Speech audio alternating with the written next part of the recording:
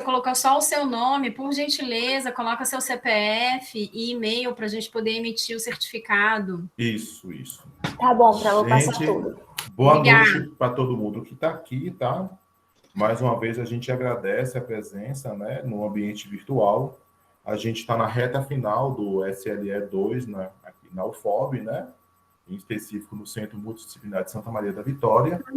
Hoje a gente tem mais uma edição dos Diálogos entre Comunicação e Cultura, um olhar multidisciplinar, né, com o tema entre a forma e a tese, arte, linguagem, saúde mental e epistemes decoloniais, com Ana Carolina Pedrosa Fontes, a qual, né, a coordenação do evento, né, e vou reforçar a fala da professora Manan, do professor André e minha, não é? E do Michael, estudante também que está no projeto. A gente agradece imensamente sua disponibilidade de estar aqui apresentando os seus relatos de pesquisa. Reforçando a professora Manan, tá? Eu vou pedir para que os convidados, convidadas e convidados, tá? Coloquem o nome, o CPF, o e-mail para emissão dos certificados, tá? Ana, a casa é sua, tá bom? O palco é seu. Você tem um tempo para você discorrer, né, sobre a sua pesquisa, daí a gente parte depois para as observações da plateia, né? A professora Manan começa como uma grande mediadora, né, para estimular também, para que os outros colegas também, né, se prontifiquem a falar. Aí eu vou pedir para você faça uma apresentação sua, qualquer coisa, é só nos contactar aqui, tá bom? E mais uma vez, desde já, a gente agradece imensamente por você estar hoje aqui, disponibilizando o seu tempo para estar nesse projeto aqui conosco. Querido demais. Vocês me escutam? Ô, Rony, eu te agradeço imensamente, professor Rony, professora Manan, né, por essa oportunidade. Para mim, assim, é de uma riqueza muito grande, e não é da boca para fora, não, porque assim, a gente estava até agora, antes de começar a gravar, e das pessoas chegarem conversando sobre os absurdos que tem nos rodeado, né? Que são ataques à nossa vida, à nossa existência física e subjetiva no Brasil, e a vida de muitos dos que para a gente tem valor, né? Então, assim, a gente poder estar pensando, se reunindo, se encontrando para conversar sobre construção de mundo, sobre produção de vida, eu acho que é urgente, é mais do que imprescindível hoje, é urgente. Então, esse espaço que vocês abriram dentro da UFOB, eu, assim, acho incrível. Eu tive aqui no semestre passado assistindo a apresentação de Taubert, e a de Brenda também, né? Eu vi e eu achei incrível. E aí, esse semestre, voltei para assistir a de Taubert, eu estou muito feliz de estar aqui, de verdade. Bom, eu sou formada em artes plásticas pela Universidade do Estado de Minas Gerais, sou mestra em estudo de linguagens pela UNEB, já aqui na Bahia, e estou agora me doutorando em literatura e cultura pelo PPG Elite Cult da UFBA. Sou bolsista do programa Milton Santos, da Bolsa Milton Santos, da Pró-Reitoria de Pesquisa, Criação e Inovação, da UFBA, e minha orientadora é a professora Lívia Natália. Então, isso é um pouco da minha trajetória, assim, dentro da academia, né? Que, na verdade, é um pouco do que eu quero trazer hoje, que foi, na verdade, o tempo todo tracejada, tangenciada e costurada pela minha experiência de vida, por quem eu sou, de onde eu vim. Então, assim, já a minha pesquisa e a minha poética em artes visuais e na composição das minhas poesias, dos meus objetos mesmo, e também da minha pesquisa, eu não consigo separar do que me constrói, né? Então, é um pouco disso que eu vou tentar dar uma pincelada junto de vocês, porque eu realmente acredito que esse essa é uma contribuição que a gente pode dar para esse espaço de poder que são as academias, né? A gente contribuir com outras narrativas que advêm de outros lugares que não são de classes de poder e que, portanto, vão dizer de um outro lugar, de uma outra forma, e partir de de outras partilhas de pensamento mesmo. Eu sou mineira, né? Sou da Zona da Mata de Minas, então agora eu vou falar o meu currículo pessoal. Eu sou mineira, sou da Zona da Mata de Minas, eu adoro aqui em Salvador, você me fala, você não é daqui não, né? E eu falo, oi, bom dia, e já fala, você não é daqui não, né? Eu só falei bom dia, como vocês sabem disso. E aí, mas ficam felizes quando eu falo que sou de Minas, então isso me deixa mais tranquila. E sou da Zona da Mata de Minas, de um lugarejo, uma comunidade rural chamada Conceição do Formoso. Depois a minha família sai dessa comunidade rural e vai para uma cidade a qual Formoso pertence, chamada Santos Dumont, e aí e se instala na periferia de Santos Dumont. Então, a comunidade rural e a comunidade urbana fizeram parte da minha formação, da minha construção de pessoa, né? Essa cidade, Santos Dumont, é do lado de uma cidade chamada Barbacena, que é onde está localizada o maior manicômio do Brasil, que assassinou 60 mil pessoas. Então, não é o único que existe no Brasil, que existiu na história triste do Brasil, mas é o que gerou o maior genocídio de população manicomializada no Brasil, 60 mil pessoas. Tem um livro da Daniela Arbex que conta sobre esse hospício de Barbacena. E aí, então, assim, na minha construção de imaginário, na minha construção desde menina, sempre essa narrativa da saúde mental sempre tangenciou a minha existência, né? E, assim, a gente pensa que é muito duro porque ainda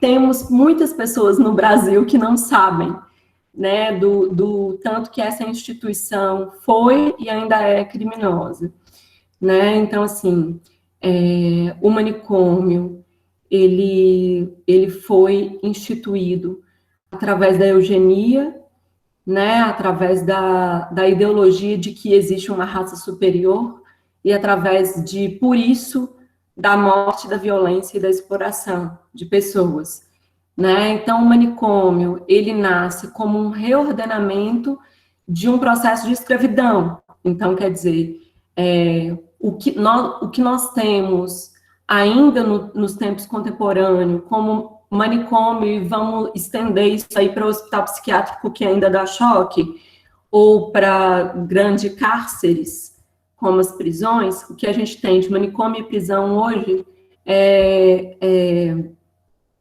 justaposto, é similar ao que a gente tinha como instituição escravidão, na época da colonização. Então, é um reordenamento sistêmico desse mesmo modelo exploratório e violento. Só para a gente entender que não é menor que isso, tá? E aí eu saio dessa região, da Zona da Mata, minha mãe caminha comigo para a região metropolitana da capital, uma cidadezinha chamada Sabará. E isso já é início dos anos 90, então, quando a gente, no Brasil, estava começando a se desenhar os primeiros projetos antimanicomiais, né, que propunham soluções diferenciadas desse modelo que mata, que é o manicômio, e que sustentavam a arte e o trabalho como um lugar de possibilidades, de desenhar possibilidades de vida, né, e de cuidado em liberdade. Então, fomos para Sabará, minha mãe foi e fundou um desses projetos chamado Astral, Associação Sabarense de Trabalhos Alternativos, mas que era o maior astral mesmo, assim, realmente um outro incentivo de vida. E como a gente estava longe da minha família, enquanto eu não estava no colégio, eu estava no trabalho da minha mãe. Então, essas pessoas que são vistas como inúteis e como violentas pela estigmatização da loucura, são as pessoas que contribuíram para a minha criação, para a minha formação do meu imaginário, para o meu letramento. Então, essas mesmas pessoas que fazem parte dessa narrativa tão estigmatizada pela sociedade. Então, tudo isso eu trago para dizer que foi isso que, mais ou menos, tangenciou os caminhos que eu fui desenvolver, tanto na minha pesquisa quanto na minha construção poética. E aí, eu chego na minha vida profissional, né? E consigo uma vaga para trabalhar num projeto muito bonito, que é da Rede de Saúde Mental, Política de Saúde Mental de Belo Horizonte, capital mineira, que tem, assim, um processo, um modelo de atenção psicossocial que é baseada na RAPS, quer dizer, Rede de Atenção Psicossocial, mas que funciona como política pública de assistência. E é um modelo extremamente complexo e que serve de base não só para as políticas antimanicomiais no Brasil, mas inclusive internacionalmente. Se a gente pensa que a reforma psiquiátrica começou em Gorizia e Trieste, na Itália, e depois se caminhou para cá, hoje eles estão vindo de lá para entender, para ir para Belo Horizonte, entender como que a gente está fazendo. Como que é que está dando tão certo assim, né? Então, assim, é uma rede complexa porque ela compreendeu que a clínica, ela não funciona sozinha. Então, ela compreendeu desde o seu nascedouro que era importante que a clínica se munisse de um campo multidisciplinar para dar conta de atender ao que a gente entende como políticas antimanicomiais. Então, se a gente está entendendo que precisamos substituir os manicômios por políticas antimanicomiais, nós temos que romper o isolamento de um projeto ideológico de punição, de violência e de exploração, com agregar, com incluir e com transformar através da cultura também. Então, por isso, a rede de saúde mental, ela compreendeu que ela precisava caminhar desde o início com a arte, né? E aí, bom, o que a gente tem nos modelos fora de Belo Horizonte, já temos um grande avanço, que nós temos os CAPs, né, que estão presentes em todos os municípios no Brasil, porque é uma política nacional, né? Agora, na rede de saúde mental de Belo Horizonte, funciona similarmente, não é o CAPS, chama-se CERSAM, mas é análogo, muda a sigla. Muda a sigla porque, para designar que que faz parte de um projeto municipal. Então, é CERSAM, que é Centro de Referência em Saúde Mental, análogo ao CAPS, que é Centro de Atenção Psicossocial. Então, temos 9 CERSAMs, um em cada regional da cidade. Então, eles trabalham territorialmente e compreendem que precisam se desenvolver se relacionando, se correlacionando com o território. E para cada CAPS, para cada CERSAM, existe um centro de convivência.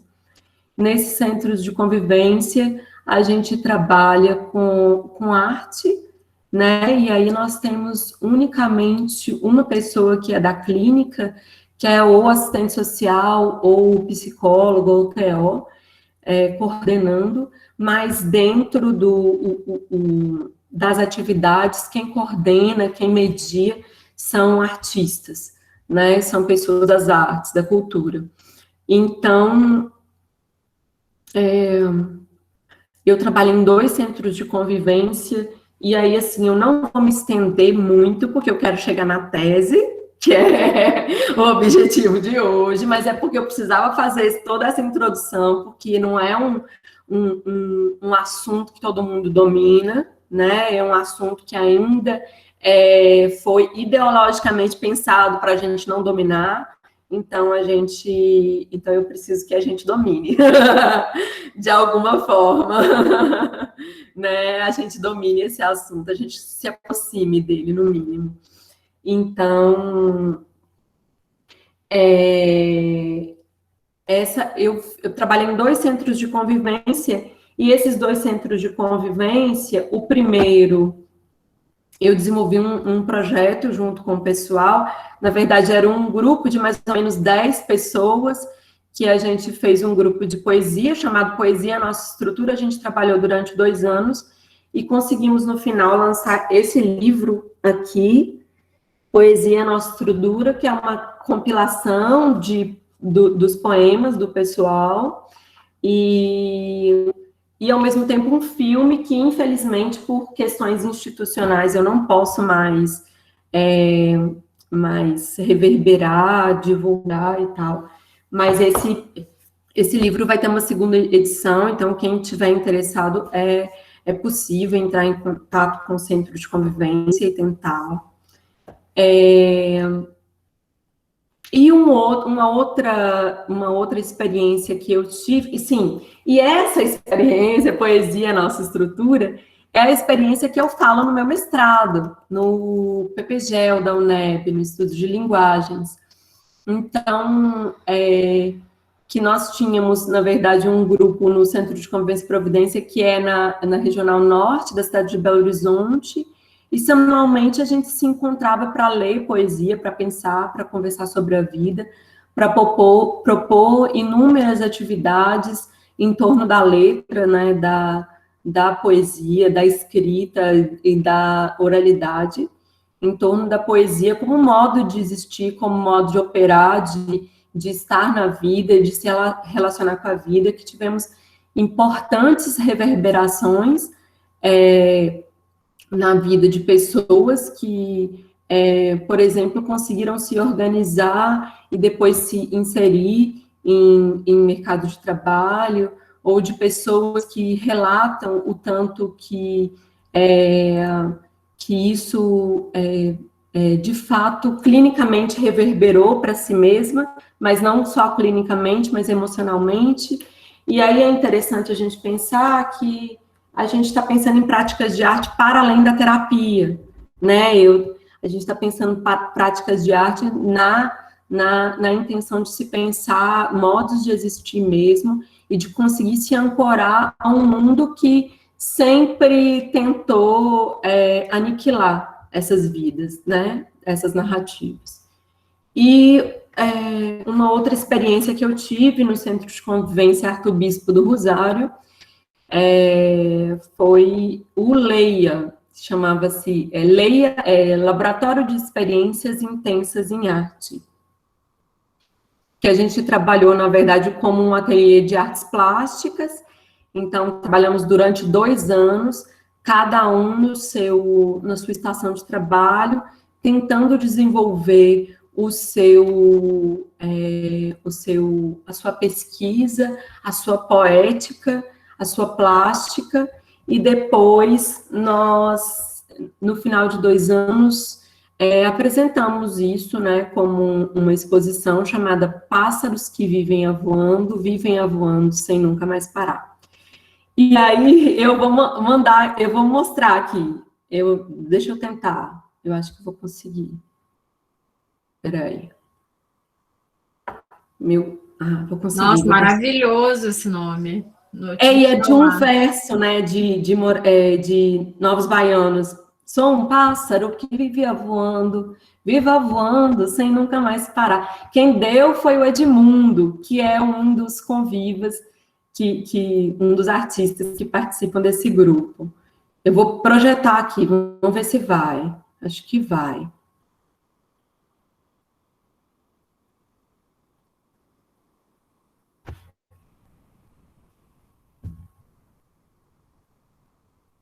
Foi, gente. Vocês estão vendo uma imagem? Sim, estamos. Sim, estamos. Sim.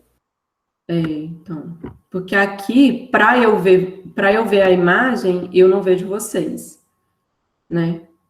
Então, aqui, isso aqui a gente ocupou uma galeria chamada Mama Cadela, que é na regional leste da cidade de Belo Horizonte. Não é uma galeria formal, mas também não é uma galeria underground. Vamos dizer que ela fica nesse intermeio, né, entre esses dois locais. E aí nós ocupamos com essa mostra que ficou um mês em cartaz e montamos murais de acordo com o trabalho de cada um. Por exemplo, o Amaral, ele é um grande produtor, assim, de coisas, ele é um grande criador, ele produz o tempo todo, e ele produz com coisas que ele acha na rua e ele modifica, entende? Então, assim, nós tivemos que separar um mural inteiro para o Amaral ocupar sozinho. Esse processo de montagem também, eu queria que eles participassem não só de todo o processo de construção, durante 2 anos, trabalhando, discutindo a própria poética, com o grupo, experimentando linguagens, ferramentas, não só isso, mas eu queria que eles também participassem, então, quer dizer, desde o início da criação até o momento que a gente apresenta isso para o público. Então, nós ficamos 10 dias ocupando essa galeria e montando a nossa exposição. Eu não vou ser muito detalhista, porque hoje não é esse o grande objetivo de dizer sobre isso, né, especificamente. Aqui eu tenho, olha, trabalhos aqui da Lucília, que ela trabalhava com monotipia. Monotipia é assim, você trabalha uma parte da folha e depois você carimba, e essa parte sai do outro lado, sabe? Então, fica como uma imagem espelhada, duplicada. E aí, a gente fez essa curadoria aqui na parede para comportar o trabalho de Lucília. Então, nós fomos pegando o quê? Como cada um trabalha a sua poética e fomos desenvolvendo como isso ficaria melhor apresentado com cada um dos artistas, né? Então, seu Geraldo, por exemplo, seu Geraldo Grilo, nós pegamos essas galinhas que ele faz e pegamos as estampas dessas galinhas, fizemos um lambe com essas estampas, pusemos aqui, não dá para vocês verem, mas tem um arame de poleiro aqui e colamos e penduramos os quadros dele por cima. Então, a gente tentou de verdade pensar cada trabalho, né, na sua poética e desenvolver uma montagem que fosse coerente com o trabalho tipo Otoniel aqui, que ele faz carrancas, e aí a gente conseguiu essa madeira que a gente transformou em totem das carrancas de Otoniel, e foi muito legal. Bom, eu tenho aqui no site, eu vou deixar o link por último, na apresentação, que aí vocês podem entrar no meu site, vocês podem ver essa pasta que tem não só essa montagem, mas tem outras montagens. Eu parei de compartilhar? Sim. Ah, pronto. Voltei. Tem outras montagens, outras exposições muito interessantes, assim, que dá para vocês terem alguma dimensão. Um outro trabalho que a gente tem desenvolvido já há um tempo, e, na verdade, a gente inaugurou um selo chamado Candeia, eu e Talbert, que está aqui, para dar conta, na verdade, de uma produção que já vinha acontecendo. Talbert, por exemplo, já tinha feito uma série de filmes em parceria com o Nizam, que é o uísque aqui da UFBA, sobre narrativas da saúde mental. Então, no site dele, por exemplo, vocês encontram muitos filmes que ele desenvolveu e que, inclusive, foram exibidos aqui no TCA, e e eu tinha feito algumas já parcerias com o pessoal de livros, ilustração de livros e tudo mais. Então, nós resolvemos inaugurar um selo que desse conta dessa produção nossa em parceria com esses convivas. Sim, a gente utiliza esse nome conviva para pensar em pessoas que são atravessadas pela narrativa da saúde mental. Por quê? Porque não estamos chamando de paciente ou de usuário, como a RAPS costuma dizer, né? Costuma tratar. Isso mesmo em demanda dos próprios convivas, né? O Valtinho Folha Seca é um poeta de Belo Horizonte, e ele propõe, na verdade, ele que chega com essa demanda em um momento que a gente trabalhava junto e diz, olha, a gente não quer mais esse nome para falar de nós. Eu falo, sim, então qual o nome que vocês querem? Convivas. Eu acho muito mais proativo, acho que coloca a gente muito mais num lugar de atividade, de criação. Então, a partir disso, eu comecei a utilizar esse nome e é assim que eu porto durante a minha dissertação, onde eu tenho os artigos que eu tenho escrito, os lugares onde eu tenho falado, tenho levado essa reverberação desse conceito de Valtinho. E aí, o Candeia é esse selo que a gente tem trabalhado tem desenvolvido alguns trabalhos com o pessoal, os convivas. Eu estou trazendo alguns livros, que são livros que eu e Talbert desenvolvemos com o pessoal. Essa aqui é a Ana Auridina, que é uma militante, poeta, aqui de Salvador. Esses 2 livros são livros também que a gente desenvolveu junto com o Nizam, ilustrados, diagramados por mim e por Talbert. Esse aqui todo ilustrado por Talbert, por fotografias. Esse aqui e esses livros, gente, vocês conseguem pelo ISC, viu? Isso é de graça, assim. É uma parceria da FAPESB com o Nizam, enfim, com o governo da Bahia, então eles são distribuídos. E esse da Ana Auridina conseguem com ela, a poeta Ana Auridina, que eu posso passar o contato também. Bom, estou passando por isso tudo para dizer dessa longa trajetória, uma delas que foi também reverberação da minha dissertação, que é o projeto Dissonante, que eu estou desenvolvendo com um grande amigo, que eu não sei se está aqui, acho que não, com Diego Emétrio, que é um desdobramento da minha dissertação, porque durante a pesquisa apareceu uma lacuna, que é a seguinte: a gente tinha, desde o final dos anos 80, início dos 90, até hoje, nós temos muitas experiências de arte, de mediação em arte e saúde mental no Brasil.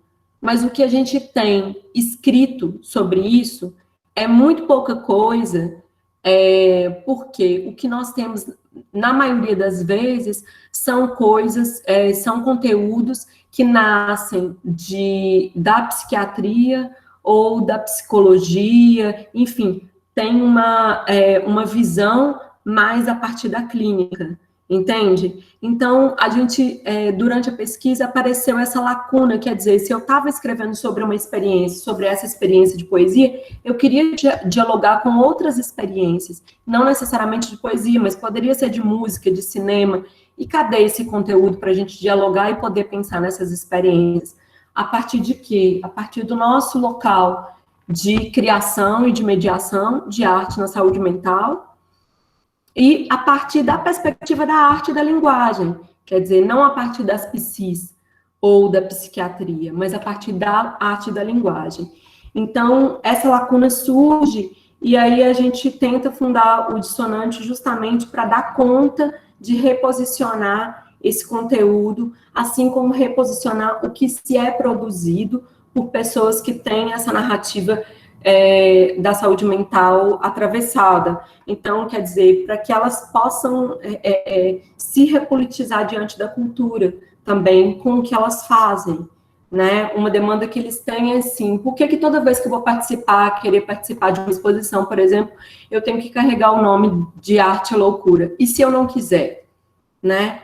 Então, a gente parar para escutar essas demandas e tentar contribuir com esse reposicionamento, não só no campo das artes, mas da cultura de uma maneira geral, nessa estigmatização, né? E também para pensar que se, de um lado, a arte, a linguagem contribui para que essas pessoas, e todas as pessoas do mundo, agenciem as próprias vidas, como que essas pessoas, a gente entender que essas pessoas que são atravessadas pela a narrativa da saúde mental, também, na medida em que trabalham com criação e com linguagem, elas ampliam também esses campos com as suas próprias narrativas, entende? Então, o Dissonante, a gente lançou um manifesto por uma arte antimanicomial, já tá, eu vou deixar o link no final da minha apresentação, e estamos para lançar agora a primeira revista multimídia chamada Dissonante, Transversalidades e Experiências em Artes e Saúde Mental Antimanicomial.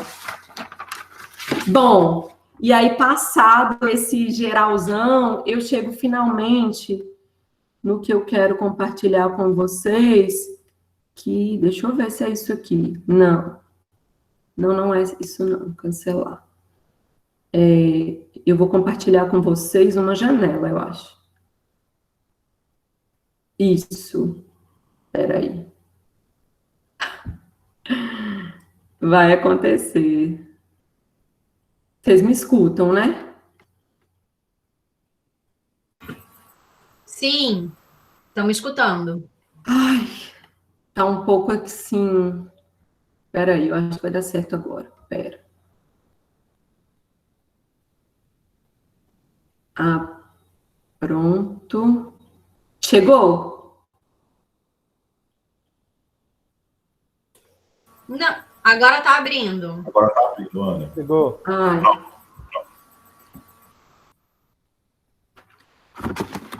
Chegou? Chegou. Ah, então pronto. Então posso começar. Que aí, quanto tempo que eu ainda tenho em Rony?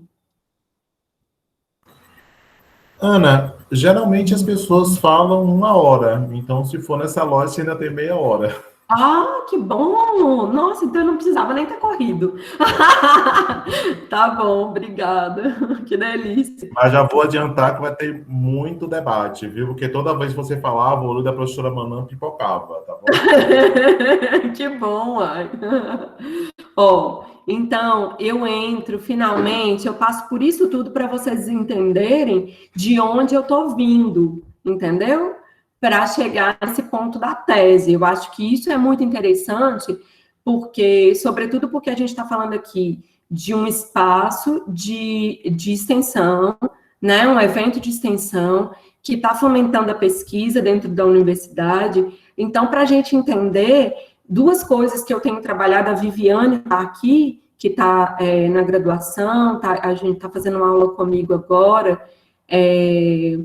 esse semestre na UFBA, que eu estou dando literatura e outras artes. E eu tenho conversado muito isso com o pessoal, assim, duas coisas. Uma, a nossa tese, as nossas pesquisas, elas não nascem do nada, entende? Não é um dia, eu acordei, tive uma grande ideia, né? A gente vai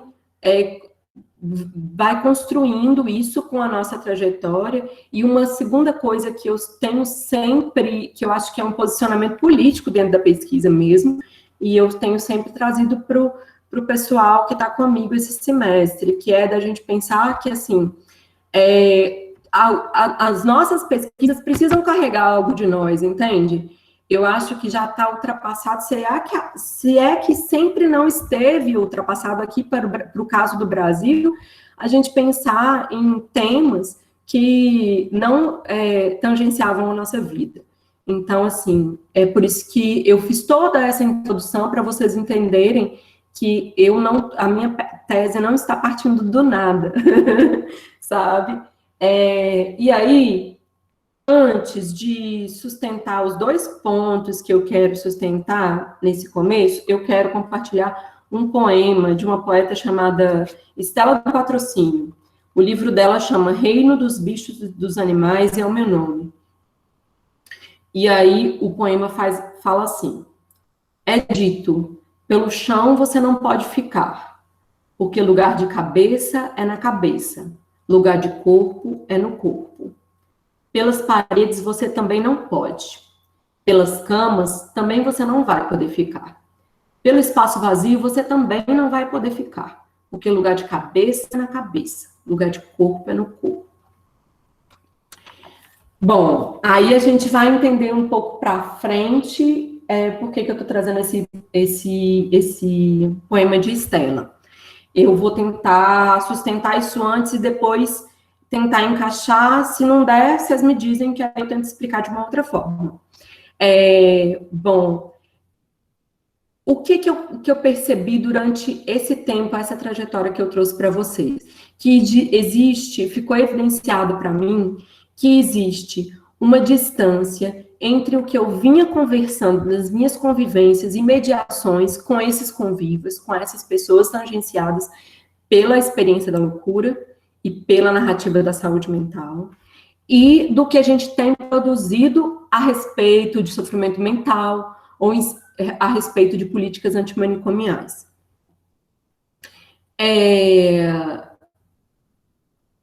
A minha intenção era de que a gente conseguisse, de alguma forma, se movimentar para dar conta dessa lacuna, assim como a formação do dissonante, por exemplo. E aí tem 2 pontos exatamente que eu acredito que ficou evidenciado para mim, que foi os saberes comunitários tradicionais que essas pessoas têm, que normalmente vêm de comunidades, essas pessoas, e a própria ancestralidade. Tá certo? Aqui, deixa eu ver se meu negócio vai passar, gente. Ah, não tô acreditando que ele vai dar pau. Ai. Eu acho que é aqui, não é?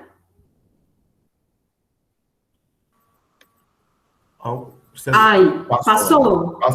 Passou, Ana. Pronto. Esses são 2 pontos, saberes comunitários e ancestralidade como perspectiva epistêmica. Por que eu coloco como perspectiva epistêmica?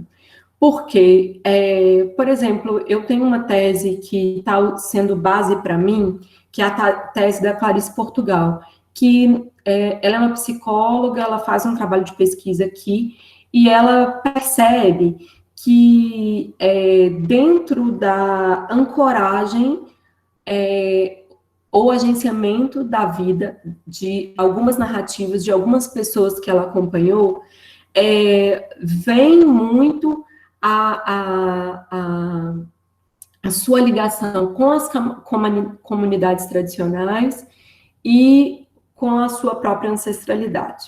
Mas ela continua ainda pensando isso a partir de uma partilha epistêmica que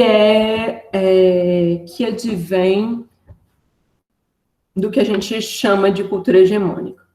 Então, se eu quero, na minha pesquisa, considerar que eles estão falando de saberes comunitários e da própria ancestralidade como agência das próprias vidas, eu preciso entender isso de dentro. Então, eu preciso entender isso a partir da perspectiva, a partir de pensar essa ancestralidade e esses saberes comunitários como perspectivas epistêmicas, como cosmovisões, como cosmogonias, como organizações sociais e organizações de saberes. E aí, eu acho que é simples da gente tentar dimensionar isso quando a gente pensa que o que eu estava falando lá no início, que essa civilização e essa sociedade, essa cultura hegemônica, como está posta, ela não tem respondido a narrativas que são tangenciadas pela saúde mental, por exemplo. várias outras narrativas, a maioria de nós, inclusive. Mas eu estou tratando dessa narrativa da saúde mental, não é isso? Então, se essa sociedade não responde, é possível que eu pense a partir de comunidades como locais de saberes que apresentam tecnologias de vida que ajudem essas pessoas a ampliar o seu repertório de vida, a ampliar o seu agenciamento, né? A partir desse termo do Deleuze. Um exemplo que eu sempre fico pensando, eu acho que todo mundo que vem de interior tem um exemplo desse para dar. Por exemplo, eu tenho, e aí por isso que está essa folha aí, eu tive a minha avó, na minha infância, que para qualquer dor, seja de física, ou seja, emocional, ou seja, espiritual, ou seja, mental, a minha avó tinha uma folha. A minha avó operava no processo de cura dela, para mim, com três principais condutas: cuidado, acolhimento e as folhas, né? Então, assim, ou era um chazinho, ou era um escaldapé, ou era um banho de folha, mas era isso, esquentar o corpo e utilizar dessas tecnologias de vida, né? Então, assim, o que a gente tem são comunidades espalhadas pelo Brasil inteiro que o Abdias Nascimento entendeu como aquilombamentos. Nem sempre ele é reconhecido como um quilombo, mas todas essas comunidades, elas operam no sentido de que Abdias traz de aquilombamento, porque elas operam quase que com um saber ali que diz respeito àquela comunidade. Já se sabe, você está sentindo isso aí? Vai lá na casa de Dona Santinha para ela te benzer. Você está sentindo isso aí? Peça lá a tia Joana uma folha para isso. Então, essas comunidades trazem esses saberes ancestrais, que são saberes, na maioria das vezes, que vêm de uma rica cultura ameríndia ou afrodiaspórica, e que foi sonegado de nós, né? Que foi apartada de nós, foi afastada de nós, sobretudo pela instituição do que se conhece como razão e como ciência moderna, né? Então, assim, eu estou pensando, para a tese, eu estou pensando nessas comunidades, eu estou pensando especificamente na comunidade de terreiro, para a tese, né? Não que eu não faça uso, por exemplo, eu conto muitas histórias da minha avó na minha tese para sustentar o que eu estou dizendo, fazendo analogias com o que hoje eu tenho como tecnologia de vida, que é apresentada para a minha vida, por exemplo, dentro de um terreiro, né? Então, nós temos... E porque o terreiro, hoje, ele me oferece a minha própria agência, como oferece um aparato teórico muito grande. A gente tem, assim, eu estou, inclusive, com vários amigos aqui, livros do meu lado, me acompanhando nesse momento, e que se para frente eu tiver, a conversa for parar nesse lugar, eu vou mostrar alguns para vocês. Esse aparato teórico, porque os terreiros, enquanto lugares epistêmicos, a gente já tem uma enorme... um enorme aparato teórico disso escrito, tanto escrito quanto, sobretudo, oral, porque é uma cultura oral. Então, a minha tese, a estrutura teórico-metodológica da minha tese, toda se constrói, sobretudo, através da oralidade. Hoje, eu sou filha de orixá, eu sou feita para Nanã, e faço parte de uma comunidade G de Savalu, chamada Ile Axé Ogunjá Tiloaê Orubaia, que fica aqui em Salvador. Então, eu também falo a partir do meu lugar de cura, né? Mudou? Mudou a imagem? Mudou. Eu vou ficar perguntando, porque eu tô nas cegas aqui, então, mas também falta pouco.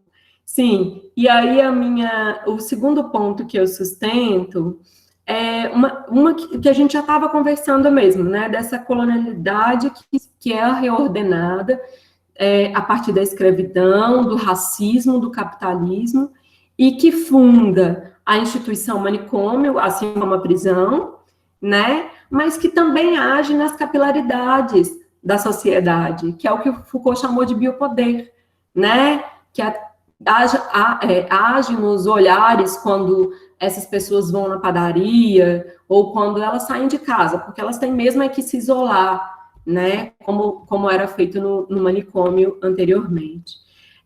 O Foucault tem eu vou falar um pouco dessas referências, porque eu acho importante para esse momento, que o Foucault tem esse livro, né, A História da Loucura, que é muito interessante, um ponto que eu gosto, que ele fala da experiência da loucura, que já foi em outros momentos da história, sobretudo ocidental, mas ainda é em outras culturas, é porque ele não contabiliza isso, mas que já foi uma experiência, como uma experiência do ser humano, e que depois ela foi colonizada e ela foi patologizada e medicalizada, pelo que se instaurou como clínica moderna, né?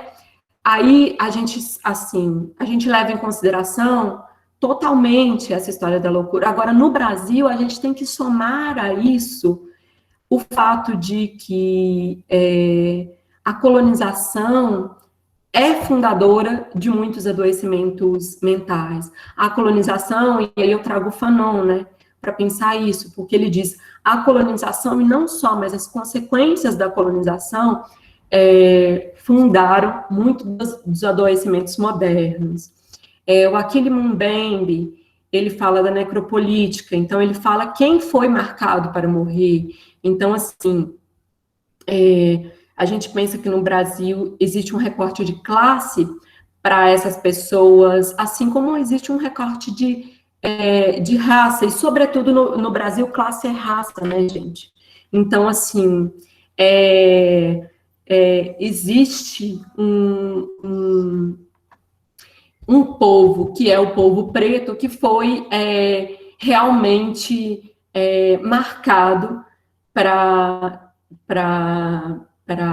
morrer pela instituição manicomial, sobretudo. Não só, o povo indígena também, porque tem muitas pesquisas muito interessantes, inclusive, sobre a saúde mental da população indígena.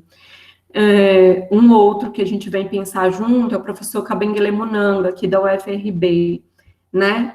O Kabengele Munanga, ele fala de outras razões, né? Quer dizer, ele fala que essa razão que é sustentada pela cultura hegemônica, ela não é uma razão única, que nós temos outras razões, e que nós precisamos acionar essas outras razões, quer dizer, essas outras que eu estou chamando de culturas epistêmicas, são as outras razões que o Kabengele Munanga fala. A gente precisa estar em contato com essas outras culturas e razões que foram negadas de nós, que contradizem a razão única, para quê? Para a gente apontar caminhos para a vida, para a gente inventar a vida. E, por fim, a gente flerta também muito com o Rufino, o Luiz Rufino e Luiz Simas, que eles são dois pesquisadores que eu gosto demais, que eles são aqui do Rio de Janeiro, e eles falam, tem um livro que eles lançaram no início da pandemia que chama-se Encantamento, Políticas de Vida. E eles falam mesmo dessa virada, porque eles falam que, na verdade, tudo que a gente herdou da colonialidade é um estado de mortandade da nossa vida, entendeu? E que é uma virada cognitiva quando a gente pega de volta isso que tiraram de nós, esses conhecimentos ancestrais, esses saberes tradicionais, essas tecnologias de vida, a gente pega de volta, faz uma virada cognitiva, mas também uma virada cultural, a gente faz uma virada social também. Porque, veja bem, para se instaurar o que eles chamaram de ciência moderna, eles pegaram os saberes tradicionais, eles retiraram tudo que existia neles que tinha ligação com o encantamento e o que esse substrato que eles transformaram na ciência que hoje medicaliza. Você entende? Então, quer dizer, o nome disso é epistemicídio, né? E, na verdade, o que a gente tem de ciência tradicional é exatamente esse encantamento, é trazer de volta esse encantamento. Né? Porque, às vezes, as pessoas adoecem e não é só a dimensão da clínica que está adoecida. Tem outras dimensões nesse corpo, nessa existência, que precisam ser cuidadas. E as políticas de encantamento, elas tratam disso. E aí fala assim, Ana, então é muito perigoso isso que você está falando, você está apontando para a substituição da lógica do que a gente tem. Não, eu não estou fazendo isso. Eu não estou fazendo isso. Mas eu não quero que, a minha tese não aponta, a minha pesquisa não aponta para uma substituição de nada por nada. Só aponta para a gente poder pensar em outras possibilidades de vida e de consideração dos adoecimentos mentais e de consideração dos adoecimentos psíquicos e da necessidade latente de criarmos e considerarmos outras formas e outras interpretações que considerem mais produções de sentidos para a vida, que considerem pluriversões de vida e polifonias de vida, né?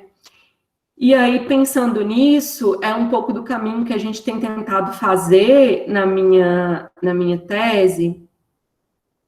Então, esse aqui é um objeto que eu desenvolvi, chama Cabaça Mundo. É uma tipografia sobre essa cabaça, né? E aí está escrito, olha, cabaça mundo para caber nossos corpos e pluriversões de vida.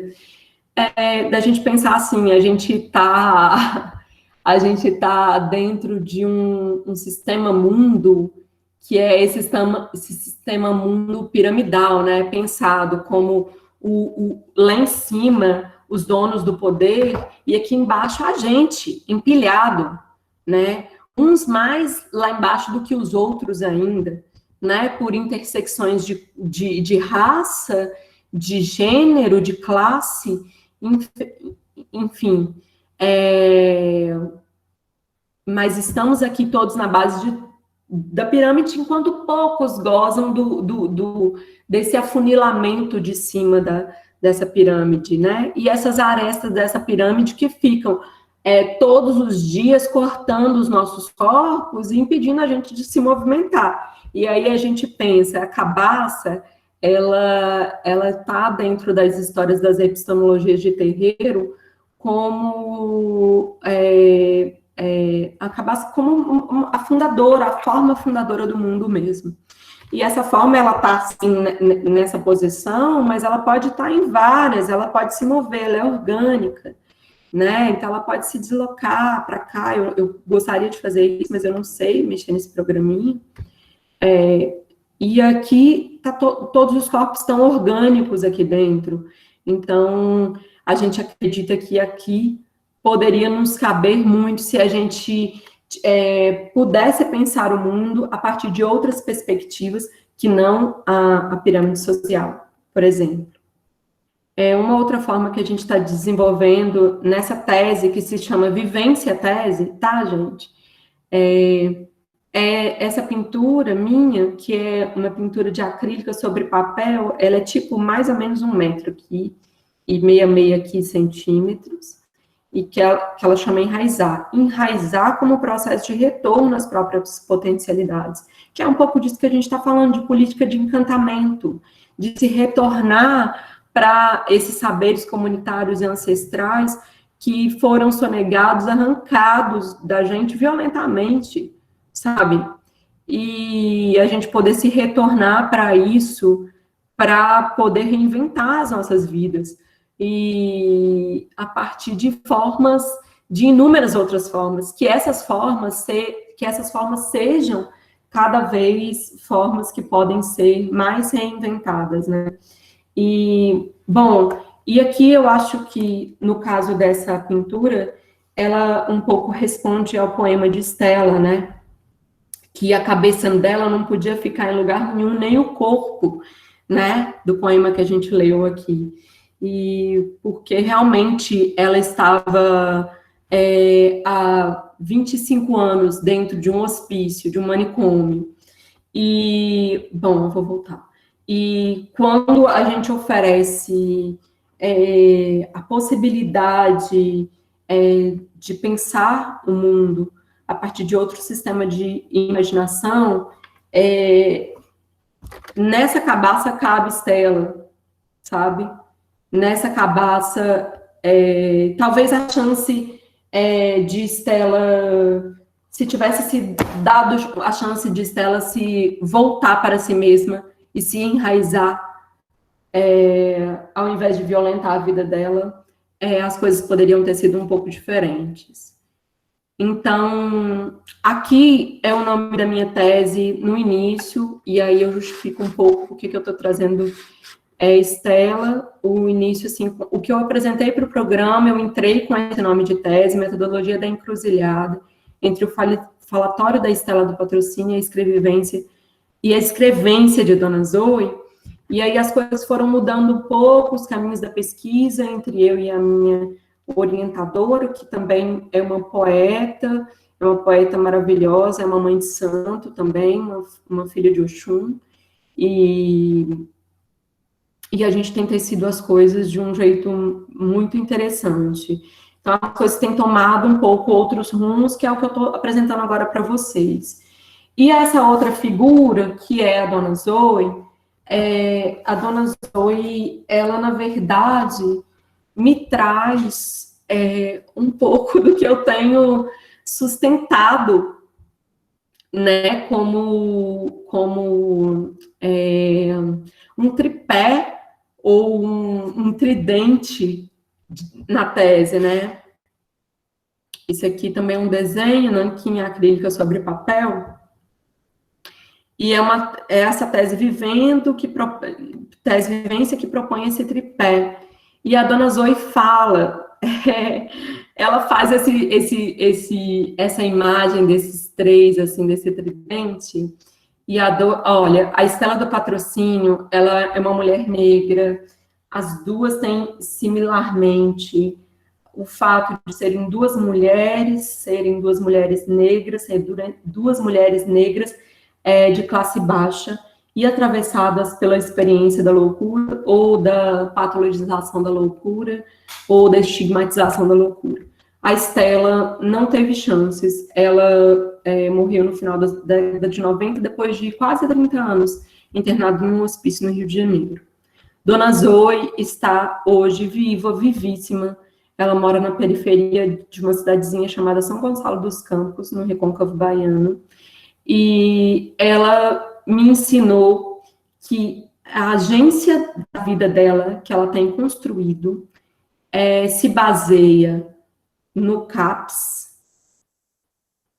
no fato de ter feito o seu orixá, e na poesia, que ela chama de escrevência, que se parece muito com o operador teórico de Conceição Evaristo, né? Escrevivência. Então, Dona Zoe sustenta o que eu tenho sustentado, me deu esse presente de sustentar isso na tese. Quando ela fala do CAPS, eu estou falando de políticas antimanicomiais que são pensadas junto do território. Quando ela fala de fazer o orixá, eu estou falando de ancestralidade e saberes tradicionais. E quando ela fala de poesia, eu falo de linguagem e criação como redimensionamento do mundo. E aí eu queria só encerrar com um verso aqui, na verdade, só uma parte de um poema de Dona Zoe, que fala assim: eu feria a minha mãe terra, cortava e exigia dela, e depois colhia o que eu queria dela. Exigia e ela me dava, com toda alegria, e eu não valorizava aquele grande presente que minha mãe me dava. Mãe, me ajuda agora a me erguer minhas forças. Eu vou interromper aqui meu compartilhamento. Então é isso, gente. Aí eu tô pensando, junto com a Estela e com Dona Zoe, nessa construção dessa tese. Consegui? Ai, consegui! Olha, no tempo, viu, Ana? Ana, Fui no assim, tempo, né? foi Quase! no tempo, viu? A certeira. Ana, assim, eu acho que sem muitas delongas aqui, tá? Acho que quando você comentou, né, que a tese leva um pouco da gente, eu me pensei muito na escrita também da minha, né, que leva muito de mim, né, da minha devoção pelo Bom Jesus da Lapa. Quando você estava comentando, né, desses autores pós-estruturalistas decoloniais, aí eu lembrei muito, talvez, das nossas aulas de teorias da cultura, e aí eu também agora, algumas discussões que eu tive críticas da cultura, e como a professora Manan me auxiliou, né, para eu conseguir fazer uns enlaces, né, para colocar esses autores, não é, para debulhar, né, o pensamento deles, né, para eu estar também colocando na minha tese, tá? Isso também, né? E como bonito, assim, e é aquela coisa quando você mostra a folha, né? Realmente, eu também sou um menino do interior da Bahia, e eu também sempre, até hoje, eu também tenho uma folha para também poder resolver tudo. Né? Inclusive, eu tenho uma tia minha, né, falecida, que não era nem tia, chamava de tia Pombinha. Ela sempre rezava a gente, né, com a folha de arruda. Isso é muito forte, como a gente tem. E outras folhas também, né, que minha avó, as minhas avós, tanto a minha avó materna, Lausina, e minha avó paterna, Isaura, não se mostrava, né, também comentava sobre esse passeio que a gente faz por isso daí. Tá? Eu não vou me delongar muito, aí eu vou deixar para a professora Manan. E aí também já deixar, né, para a plateia, né, para também, né, fazer questionamentos, né, pedir a fala. Eu vou dizer porque toda vez que você tocava no termo arte, o olho dela explodia. E aí já vou fazer um convite aqui de público, tá? Professora Manan e eu, a gente vai trabalhar com arte, comunicação e mediação cultural. A gente vai dar esse componente no mês que vem e você já está convidadíssima para uma aula nossa, tá bom? Não vale não. Ô, Rony, te agradeço demais. E eu fiquei muito interessada, antes de começar, você estava falando, né, da sua pesquisa de Romaria, eu fiquei muito interessada. Eu vi aqui que a minha prima está aqui, a Daniela Pedrosa, e ela é uma pesquisadora também ela está pesquisando também, tem a ver com a Romaria, mas é lá na minha terra, em Conceição do Formoso, que eu falei. Aí depois eu acho que vocês iam gostar de conversar. Eu acho que poderia ser um papo legal, vocês dois. Obrigada. Ah, excelente. Vou falar com ela por aqui. Professora Manan, a fala agora é sua. Maravilha. Ana, que incrível esse trabalho. Bom, vou começar. Não sei nem por onde começar, porque o Rony falou, o olho dela brilha, brilha total, né? Porque é um trabalho em mediação, né? Você, na verdade, está fazendo artivismo, né? E isso, para mim, é encantador, assim, quando... Porque, né, assim, você é artista, né? Então, quando o artista entende que ela é uma mediadora e que ela pode transformar vidas, né?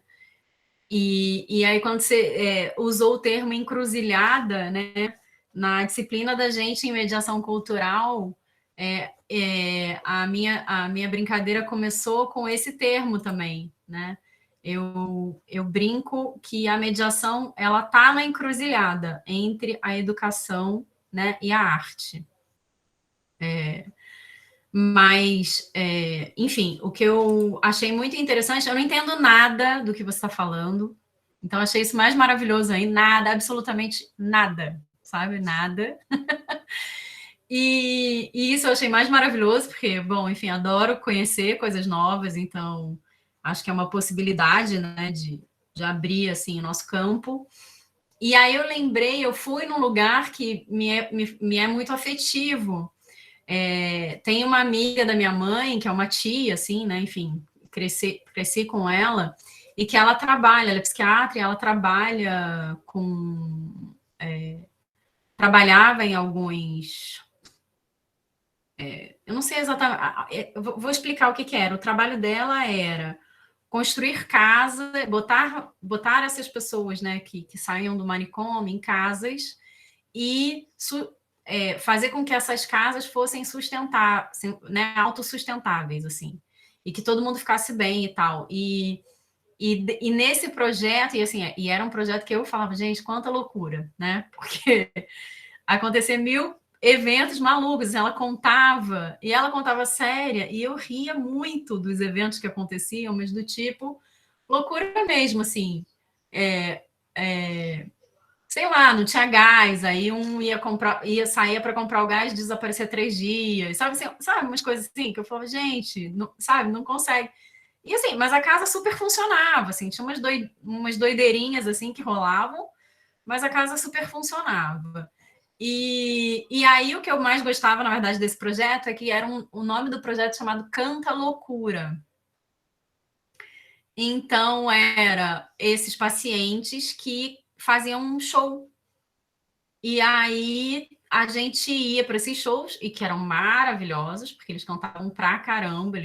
Então, um cantava, o outro tocava, enfim, eles faziam shows para arrecadar dinheiro também, para poder sustentar essas casas, né, fora dessas instituições aí, né, tidas como para, né, assim, pessoas que não estão enquadradas, né, não estão padronizadas.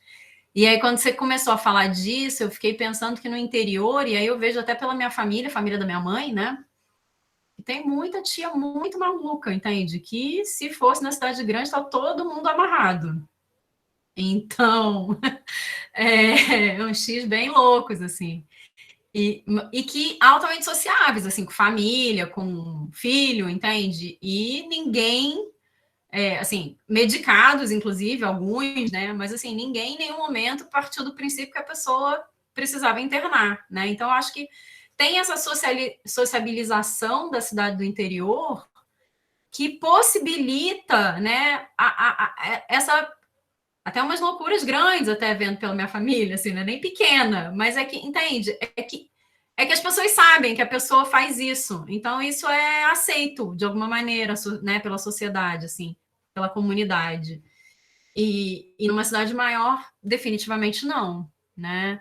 Você já segrega e fala, esse daqui não dá para conviver, né? E sendo que todo mundo tem um pouco, né? Todo mundo tem um pouco aí. Eu e o professor Rony, a gente tem toque, né? Fortíssimo. Então, de limpeza, né, Rony? E então, assim, né? Então, assim, se a gente for, né?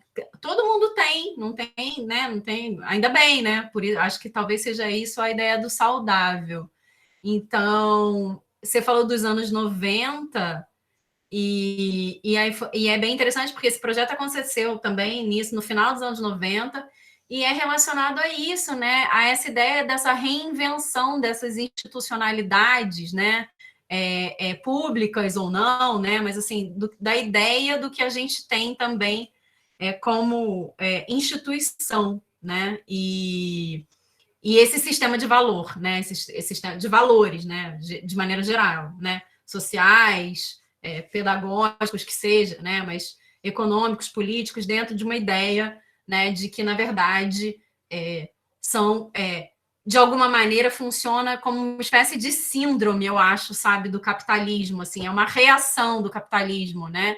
Que a gente tem que seguir determinados padrões e regras e que a gente tem que se encaixar ali dentro, e aí sim a gente está dentro da normalidade, né? E eu acho que desde os anos 90 a gente vem quebrando isso, né? E achei também belíssimo quando você citou que esses encontros aqui, né? Colocou esses encontros como uma forma disso, né? Porque o Rony falou, o olho da professora brilha, claro, porque é isso, é a novidade, é a possibilidade, né, é um conhecimento pequeno, né, que você veio aqui apresentar, mas é isso, né, que é importante a gente trocar, né, mesmo que, claro, não vou virar especialista no seu tema, mas é um tema super interessante, né, e que abre um leque de possibilidades até para os nossos alunos, né, para eles proporem TCCs em mediação dentro de instituições que a gente não acredita mais, que esses sistemas de valores não funcionam. Então, assim, tirar, sabe, essas pessoas daí de dentro, ou, enfim, né, criar possibilidade, criar, na verdade, uma brecha, né, sei lá, uma ruptura, de alguma forma, dentro desse lugar, que a arte possibilita, né, e aí acho que a arte é uma, assim, né, pode construir isso, que foi o que o Taubert também veio aqui apresentar, né, lá na proposta dele, né, que para mim foi surpreendente também, sabe, Ana, quando ele fala, e parecia uma coisa meio da pedagogia, e aí quando ele mostra o trabalho, a potência do trabalho em arte, né, no campo da arte, né, você tem poéticas ali incríveis, né, e até o produto final mesmo, né, o produto visual da coisa, né, extremamente elaborado, né, e você também mostrou aí a exposição incrível, né, então é muito importante, né, a gente pensar nessas instituições aí, né, que não se sustentam mais, né, como é que a gente vai reagir, né, mediante a isso? E quebrar efetivamente essas hierarquias através dessas brechas, né, dessas possibilidades de arte. Então, achei lindo isso que você trouxe, lindo mesmo. E aí, outro ponto que eu achei muito legal, quando você fala outra palavra, né, ficou para mim algumas palavras, assim. Então, a outra palavra foi quando você citou a minha cura. A minha tese começa a partir de uma elaboração, sei lá, que você falou, né, teórica e tal, mas que é a minha cura. Aí me tocou também profundamente, sabe? Porque diante dessa, eu acho que essas brechas de possibilidade, efetivamente, que podem curar efetivamente o ser humano, né? Assim, de novo, né? Diante tem uma fala do Canclini, não sei nem se os alunos estão aqui, talvez eles podem me lembrar de onde eu lembro disso. O Canclini, já lembrei, da 8ª Bienal do Mercosul, que é uma Bienal que propõe, na verdade, uma pedagogia do campo expandido. Não sei se vocês já ouviram falar nisso. E ele propõe uma curadoria completamente diferenciada, que você traz, né? Eles vão trazer as pessoas para a Bienal sem que seja uma mediação efetivamente daquela de vomitar conhecimento, mas sim assim, através da vivência das pessoas, eles vão experienciando arte, né? Então é uma nova proposta realmente. E todos esses, e aí, enfim, eles trabalham territorialidade, construção a partir do acontecer solidário do território, né? Do Milton Santos, eles vão trabalhar essas questões. E aí o Canclini, quando ele está falando, né, dessa Bienal, que aí são vários artistas, a maioria das propostas, na verdade, são propostas de criação coletiva, muita arte ativa, né, participativa e tal. E aí ele vira para, num determinado momento, quando ele comenta sobre a Bienal, ele vai dizer assim, eu acho que essa Bienal, que essa proposta é muito interessante. É uma proposta, na verdade, que se compreende enquanto lugar de periferia, entende que, como lugar de periferia, ela não faz parte do centro e que, neste momento, traz para a gente uma nova possibilidade a partir do que é regional, do que é seu, né, próprio cultural, né, do que é cultural. E aí é um pouco o que eu sinto no seu trabalho, né? Eu vejo, assim, o que eu percebi, claro, né, muito superficialmente, assim, quando você diz é um trabalho de cura, ali eu já entendi, é um trabalho de artista, né? Então a sua proposta é de artista, né? E aí você usou aquele outro termo do encontro, eu não lembro exatamente qual foi o termo, tá fechado, Do encontro? Você falou, eu uso um termo que a gente... Que, na verdade, o que a gente faz ali é... A gente fala de poesia, a gente faz... Aí você usa Vivência? Convivência. Obrigada. Vivência só. Né? Isso. E aí, para mim, veio o termo, na verdade, de convivência, né? Então, que esse encontro, na verdade, é o que possibilita tudo, né? E que a partir, então, dessa micropolítica, né? Da micropolítica do afeto, né? Você consegue aí transformar, né? Vidas, enfim, e a sua própria também, né? E aí lembrei de alguns, né? De alguns artistas que vão fazendo isso, né? Durante o percurso. E é muito louco, né? Porque parece que a gente precisa fazer um grande acontecimento para que seja um trabalho artístico, né? E esse pequeno, na verdade, ele tem muito mais potência, né? E aí é isso, assim, não tenho o que... Não tenho mais o que falar, assim, por conta de não entendo nada, né? Mas nossa, achei de uma beleza impressionante, assim, esse seu trabalho de convivência, sabe? Dessa transformação a partir da convivência, sabe? Lindo demais. Eu acho que tá todo mundo, né, mano, extasiado, né? Vídeos, comentários, né, no chat do Talbert, por razões também óbvias, né, por assim dizer, tá? Mas a Jaci, né, que trabalha conosco, né, saudade, Jaci, de você, que é assistente social do centro, né, a Jaci é assistente social, tá? Ela começou a vivência profissional dela, né, num CAPS, não é? E ela sabe muito bem dessas questões, dessas vivências que se coloca. E a nossa estudante Elisete, ela reforça também, né, é uma colocação que a Manan fala, né, sobre as tias e de como a comunidade aceita e normaliza, né, isso tranquilamente, né, ela fala que na comunidade dela as pessoas que têm algum tipo de problema mental, ela diz que não sabe nem se pode usar esse termo, né, as pessoas que apresentam algum tipo de problema são aceitas e que as pessoas até esquecem quem tem. Então, será que essa aceitação e acolhimento contribui para o tratamento? O que é que você acha, Ana? Talvez depois que a Ana responder, você pode fazer sua pergunta para a gente. Ai, que legal! Ai, quanta coisa boa! Gente, conversar, encontrar, né, para falar dessas coisas que nos inquietam na vida, das nossas práticas, das nossas poéticas, das nossas pesquisas, é tão rico, né? Acho que escutando a professora Manan foi tão bom para mim. Quero comentar algumas coisas. Aí, ao mesmo tempo, eu vi aqui a Jaci falando. É Jaci? É, né? Jaci, e eu fiquei muito feliz porque minha mãe, que eu contei no início, né, Jaci, que é a responsável por essa narrativa na minha vida, desde o início, minha mãe é assistente social, né? Então, assim,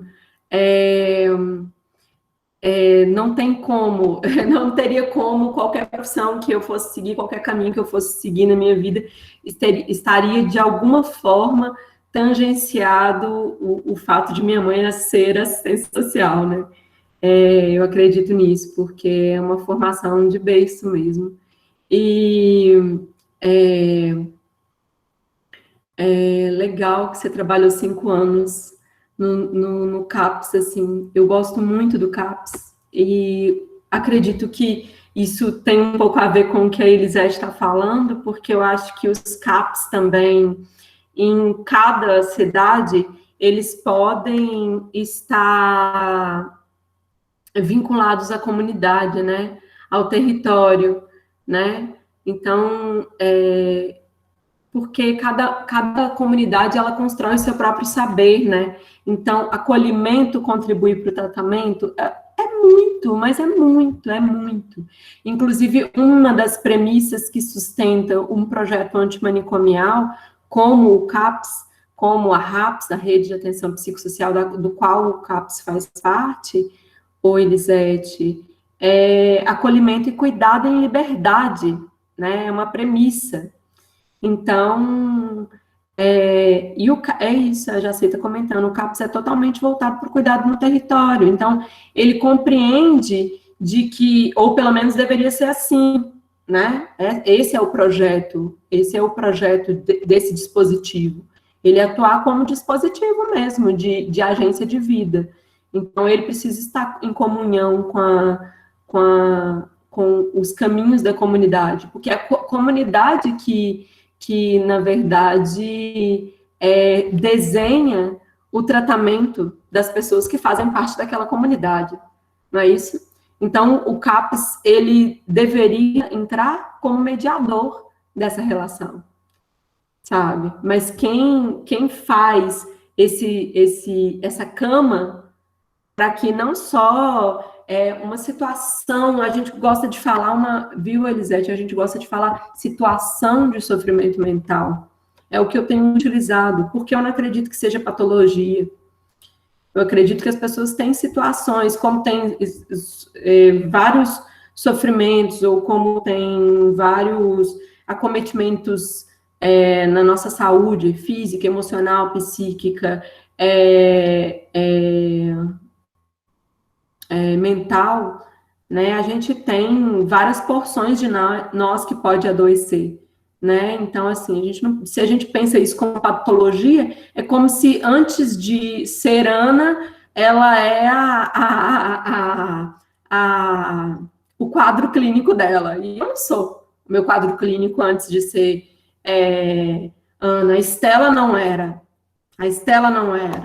né? Antes dela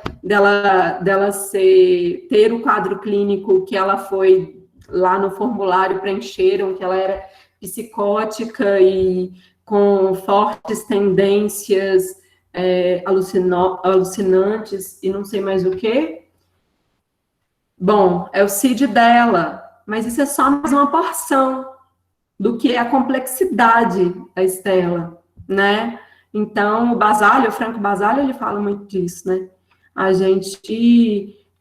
Isso é só mais uma dimensão do ser humano, né? Então, se a gente lida com isso de um jeito, a comunidade também contribui muito para lidar com isso desse jeito que a Elisete falou, né?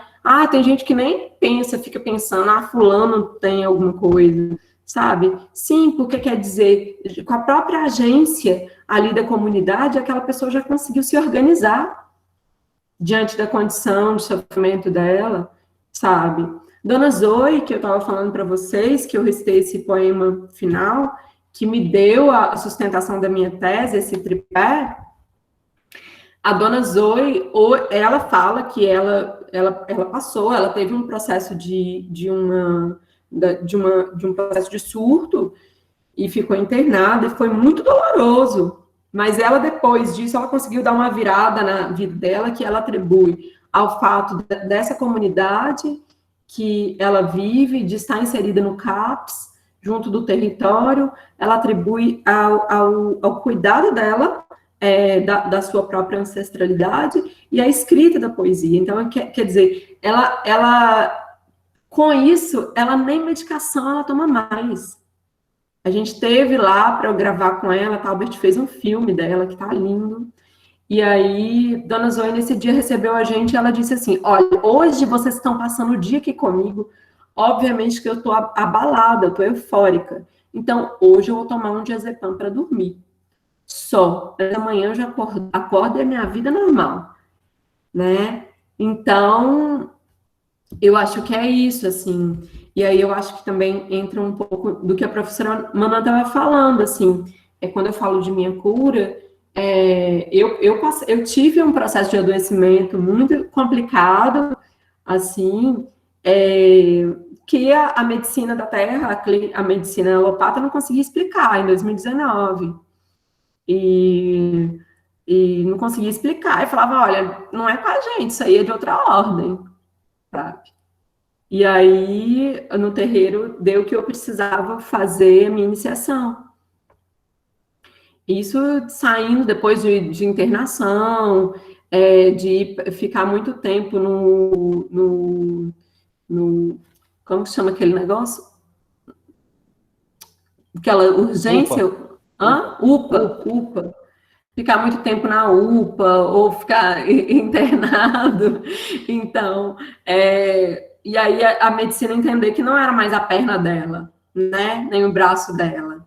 Então, assim, não é só as pessoas que têm um CID na saúde mental que passam por adoecimento. Essa sociedade, ela adoece.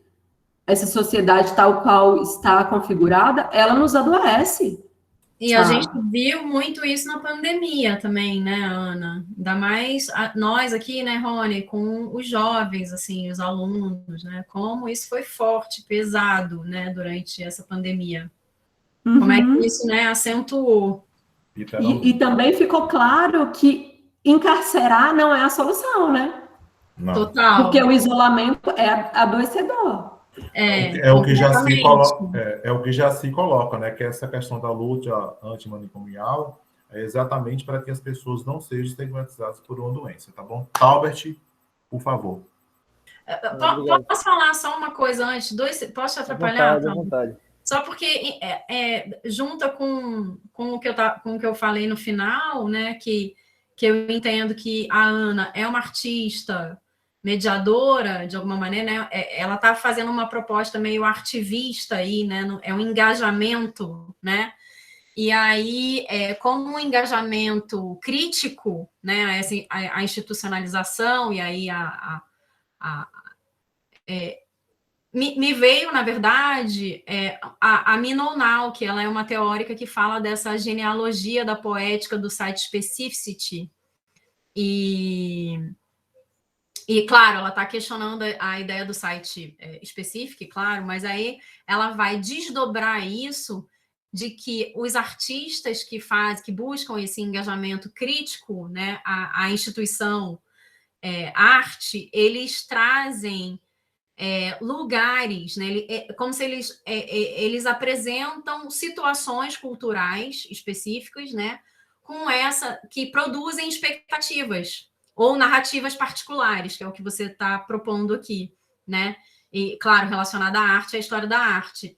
E aí, eles trabalham esse processo questionando a institucionalização, e aí, nesses casos, né, da derivação dessa poética no social, que a ideia é, efetivamente, trazer processos de desestetização e até mesmo dessa desmaterialização da própria obra, que é o que você faz, né, a partir desses encontros, né?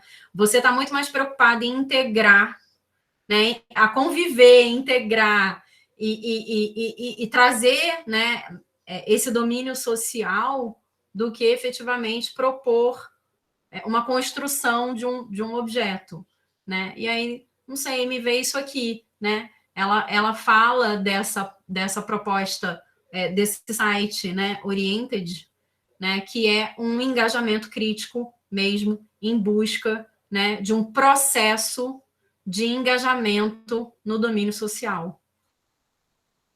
E aí é lindo. Enfim, é um texto bem legal. E aí eu acho que vai com a sua proposta artística. Então... Obrigada, Talbert, perdão. Só para. Não, tranquilo, fica à vontade. Gostaria de parabenizar você, Ana, pela apresentação, e apresentação muito rica, e deu para entender bem, assim, de que você começa desde a sua trajetória com arte e saúde mental, e a vivência em arte e na saúde mental, né, desde a sua infância, com sua mãe, você foi mostrando isso.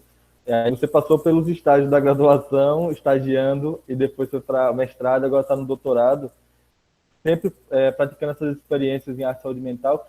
E é muito interessante como você está fechando esse ciclo acadêmico no doutorado, nesse momento, com a poesia, né, com a poesia a escrevência de Dona Zoe e a falatório de Estrada do Patrocínio, né, denominado de falatório.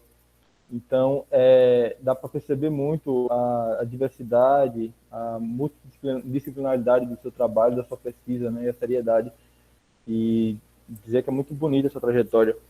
E aí eu queria perguntar não vai perguntar não, queria que vocês falassem mais um pouco sobre dois pontos. O primeiro é sobre o dissonante, que eu acho que é uma proposta interessantíssima, e trazendo luz para uma outra perspectiva, né? Saindo dessa perspectiva das pessoas que são da área da saúde, que trabalham na área da saúde, que falam sobre a arte, saúde mental, mas trazendo pela perspectiva da pessoa, do artista que trabalha mediando arte saúde mental e também da pessoa em sofrimento psíquico que está ali fazendo essas atividades, oficinas, trabalhando, criando, né, esses artistas. Então, isso é um deslocamento de quem está falando da narrativa e eu acho muito interessante, acho uma coisa muito importante de ser feita, mas nesse momento urgente de ameaças, de volta de manicômio, de comunidades terapêuticas, né? A outra coisa que eu queria que você falasse mais um pouco é sobre a sua experiência com mediação, né? Você falou um pouco que você fez exposição lá em Minas, mediando com pintura, né? E eu sei, mas não sei se as pessoas sabem, que você também trabalhou aqui na Rede Gerar, né? Mediando também oficina de pintura. Eu queria que você falasse um pouco sobre esse deslocamento do território, né, geográfico, da política, da saúde mental, do centro de convivência lá em Belo Horizonte, em Minas Gerais, e aqui em Salvador, na Bahia, essas diferenças, mas ao mesmo tempo, como a arte é transformadora, né? Porque você, pela experiência que eu vejo sua, na sua trajetória, a arte é muito transformadora a ponto de, aqui em Salvador, na Rede Gerar, você ter desenvolvido essas oficinas de pintura e as pessoas também você conseguiu montar essa exposição na Casa Gerar, né, desses quadros, as vendas também. Então, eu queria que você falasse, na verdade, é isso, pontuar um pouco sobre essas experiências mediando oficinas de arte saúde mental em Salvador e em Belo Horizonte e falar um pouco mais sobre o Dissonante, essa proposta do Dissonante e essa importância que eu vejo como uma grande importância desse deslocamento da narrativa, né, dos convivas, que é um termo que eu aprendi com você, Valtinho Folha Seca, né, das pessoas, sobre os convivas que vão estar falando sobre as experiências delas mesmas. Né? Obrigado. Eu acho que eu falei um pouco rápido, e mais uma vez parabéns pela apresentação. Ô, Talbert, como que chama aquele conceito do Byron? Agora me falha a memória. Compartilhamento... Teoria compartilhada do conhecimento. Teoria compartilhada do conhecimento. Eu acho que isso é muito interessante para responder isso que você está falando no Dissonante. Porque o Dissonante, ele nasce exatamente... Obrigada por essas perguntas, porque realmente são duas coisas que eu acho muito importante as pessoas saberem, assim. É que hoje eu me concentrei mais em dizer no ponto que está na tese, mas eu acho importante falar sobre o Dissonante, porque ele nasce exatamente disso, de perceber que, tipo, a gente tem cadernos e cadernos sobre arte e saúde mental. Na hora que você entra nos cadernos, quem escreveu? Psiquiatra, psicólogo, terapeuta ocupacional, sabe? Você não tem um trabalho escrito por quem media essas experiências, por quem está junto com os convivas, produzindo, criando, primeira coisa.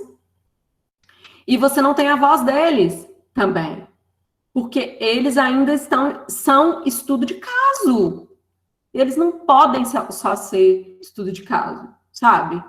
E isso, para mim, já chegou num lugar que já passou do limite, assim, sinceramente. Então, assim, agora, recentemente, há um mês atrás, eu consegui publicar um artigo por uma revista da USP, que fala da poesia de uma mulher maravilhosa chamada Naisna de Souza, que eu conheci nessa vivência aqui, Poesia Nossa Estrutura, que eu falo na minha dissertação. E Nárdina, ela é usuária da RAPS, da Rede de Atenção Psicossocial de Belo Horizonte, e é uma poeta incrível.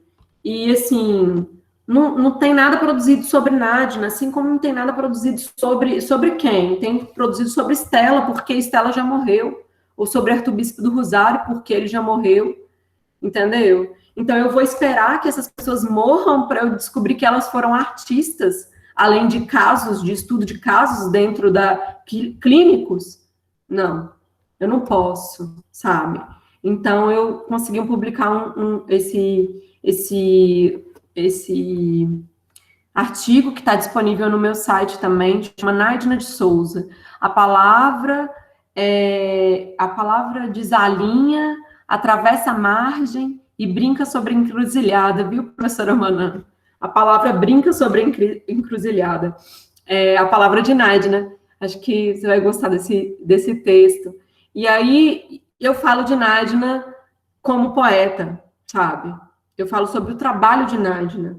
Na minha tese, eu estou falando sobre Stella do Patrocínio e sobre a Dona Zoe como poetas, e não só como poeta, mas como teóricas também.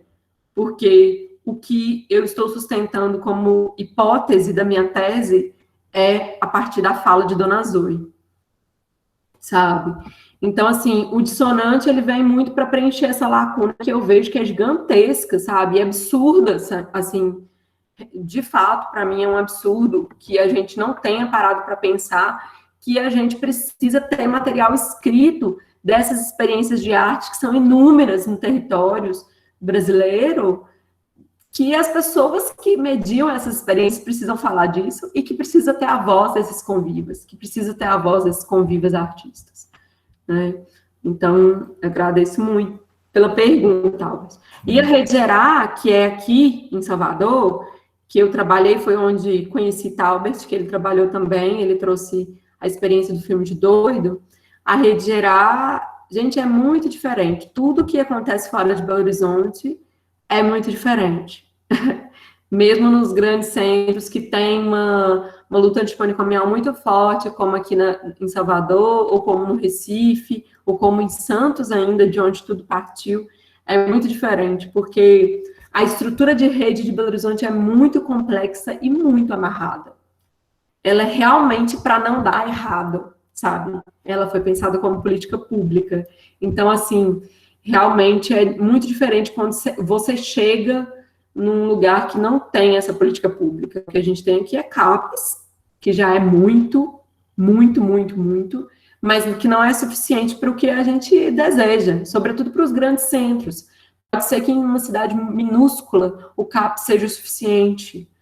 No CAPES consiga se fazer espaços culturais, espaços de fazer artístico, ou de reinserção social dentro dos CAPs junto à comunidade.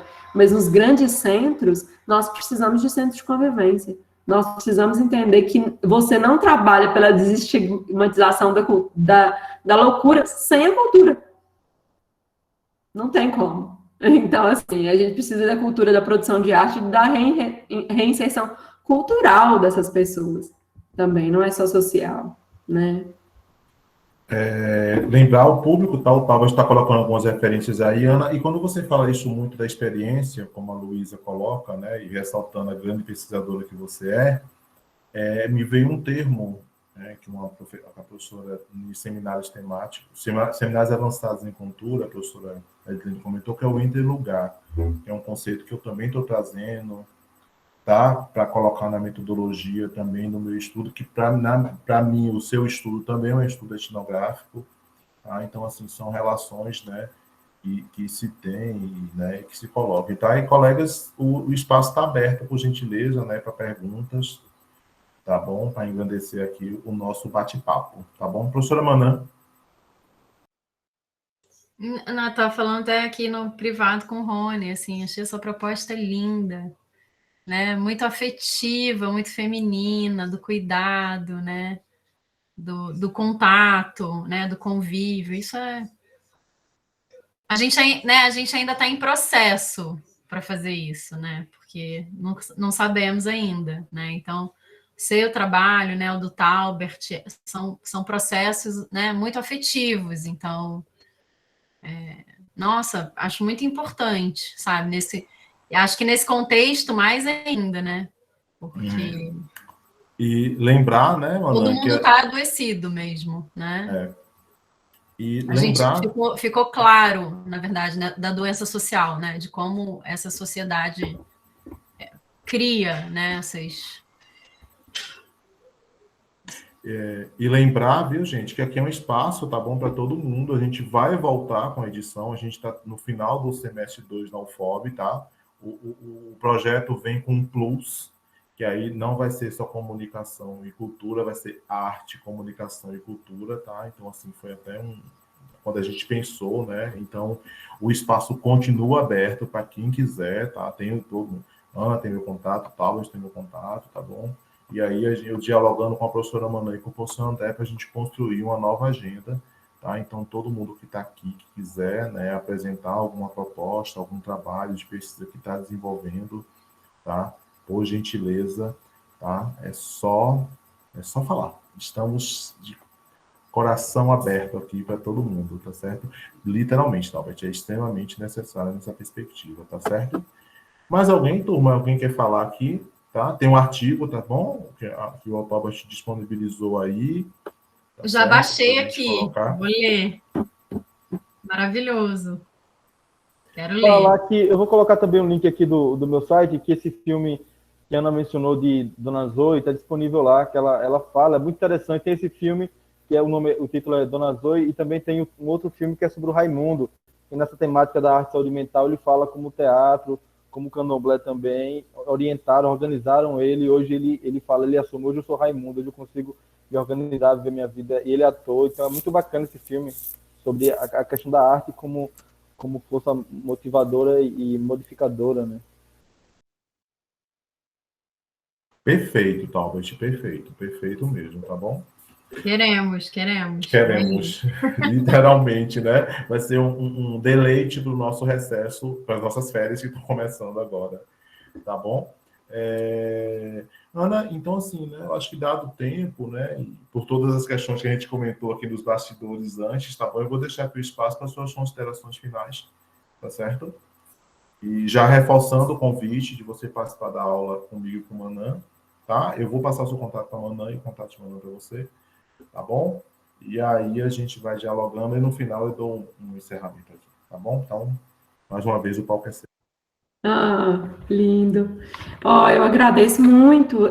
Eu queria depois pegar essas duas referências. Uma que a Ana passou, eu não lembrei o nome da autora, que é a Site Specific. Tá. E agora, deu? Oi? Estou falando? Eu estou te ouvindo. Tá. É porque travou. Cortou um pouco, volta o sua fala. Eu vi, deu tipo um bug louco aqui. Ô, Ana, eu posso te mandar o texto por e-mail. Pronto, quero muito. Gostei muito desse interlugar também.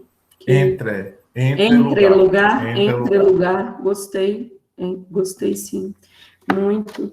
Eu fiquei aqui feliz, claro, a minha irmã postou uma aí falando de mim como pesquisadora, eu quero agradecer ela aqui publicamente, porque ela sabe da minha admiração por ela como pesquisadora, então é importante para mim, assim, essa fala dela. Agradecer também a Elisete, né, que falou aqui, que gostou da forma que eu explanei a apresentação. Isso para mim é muito legal, porque eu acho que para mim é muito grande também poder ter esse retorno, sabe, gente? Porque a gente está falando e eu não gosto de me fechar nos vícios que a gente vai adquirindo dentro da academia, de falar, sabe, para nós mesmos, assim. Então, eu não quero que isso chegue em mim, não. Eu fico o tempo todo tentando me limpar disso, assim, com as minhas folhas. Então, ela me dá esse retorno de que gostou como eu explanei, é muito bom. Gostei muito das contribuições de Elisete e de Jaci, fiquei muito feliz de ter uma assistente social me assistindo e respaldando a minha fala. Para mim isso é muito importante. Gostei demais das cutucadas das perguntas de Talbert também, da professora Manã, de Rony, né? Que às vezes eu falo Rony, às vezes falo de professor Rony. Muito agradecida por esse convite também. E Fiquei pensando assim, nisso que a professora Manan falou no início da fala dela, que era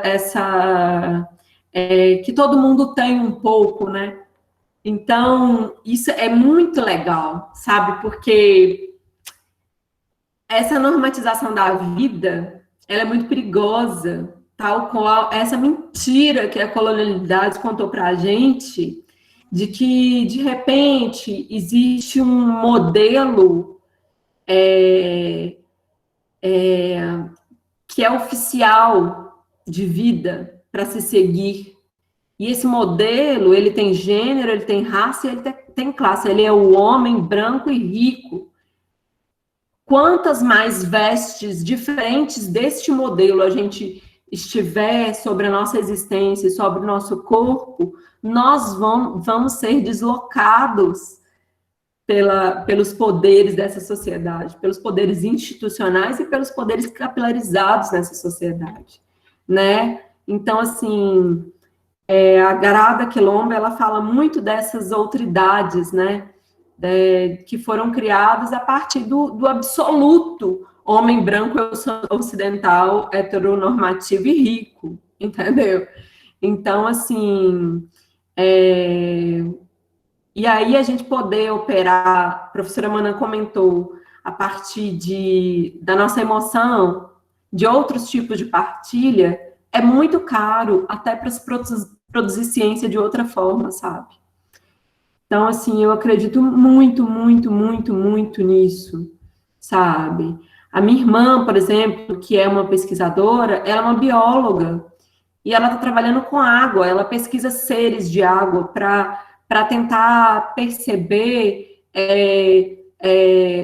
o que é que a limpeza ou não, manter a água limpa ou não, o tanto que aquilo é importante para o meio ambiente. Vamos dizer assim, eu estou dizendo de um modo bem superficial da pesquisa dela, mas o que eu estou dizendo é que ela não foi parar nessa pesquisa à toa.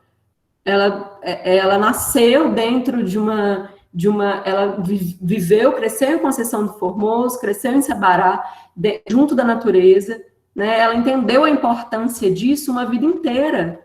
Então, assim, a vida dela está inscrita, né? O ser sensível dela está inscrita na pesquisa científica que ela faz.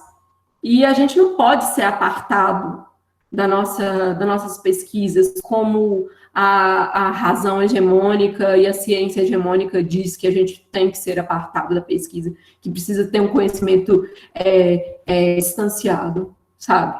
Isso é uma falácia.